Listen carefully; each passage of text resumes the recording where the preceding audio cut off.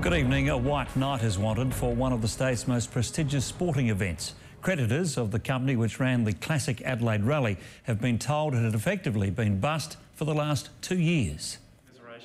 This afternoon, more than a dozen of the 89 creditors owed more than $1.1 million turned up for the liquidation meeting. They were told classic Adelaide boss David Edwards had been in financial trouble for several years, and it was likely he'd been trading insolvent for the last 2. I don't know where all the money's gone. Trading while insolvent is a criminal offence, but creditors say it's unlikely they'll pursue it because they've already lost enough money. I really thought that David had everything right under control. Edwards wasn't anywhere to be seen, leading one creditor to suggest he was in hiding. The liquidator hasn't spoken to him for 2 weeks. I think he's feeling pretty ordinary. At this stage, the only assets are some unvalued timing equipment and signage. Positive that you might get some money back? No, not a cent. Yeah. Was it worth coming in today? No, waste of time. They're all hard-working people.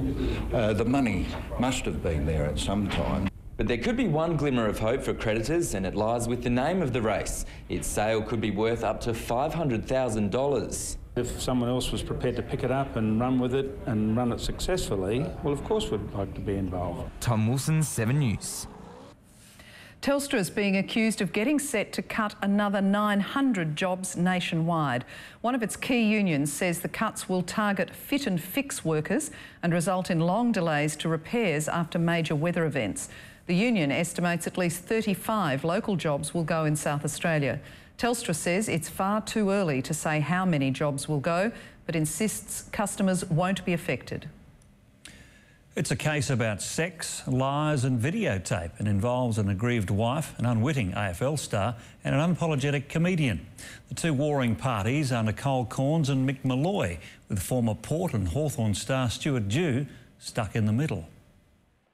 Nicole Corns, wife of 7 footy expert Graham Corns, claims she was defamed by comedian Mick Malloy on the 10 network in 2008. She says he questioned her fidelity by insinuating she'd had sex with former Port Adelaide player Stuart Dew. Now her lawyer wants special permission to ask the network in which states the program was broadcast, by which TV stations and the size of the audience.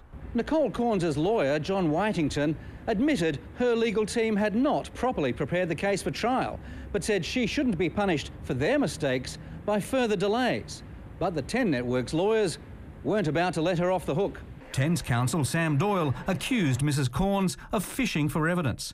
He said Malloy's comment was made in jest, drew laughter from the studio audience and was not defamatory. The court is yet to decide whether to order the 10 Network to answer the questions. Graham Hunter, 7 News. A woman somehow walked away from a fearful crash at Prospect this morning, but her station wagon was written off when it was sandwiched and crushed between 2 buses. The mayhem started when the woman's car clipped the back of a stationary bus. Another bus collected her back end and fully spun her car in a 360 sort of motion in midair. And it was quite horrific because as soon as she landed, it was just like petrol was gushing out of the car. Workers across Main North Road ran to help. Bolted out of the office because it was such a loud explosion.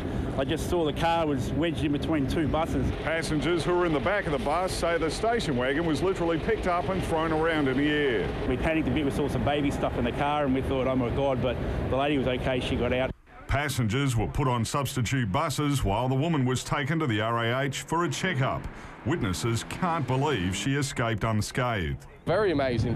If you've seen the buses, the way they were collided together with that in the middle of it, you expected the worst, shall we say. It's unbelievable she's walked away from it. As you can see by the car, it's an absolute mess. Peter Caldecott, 7 News.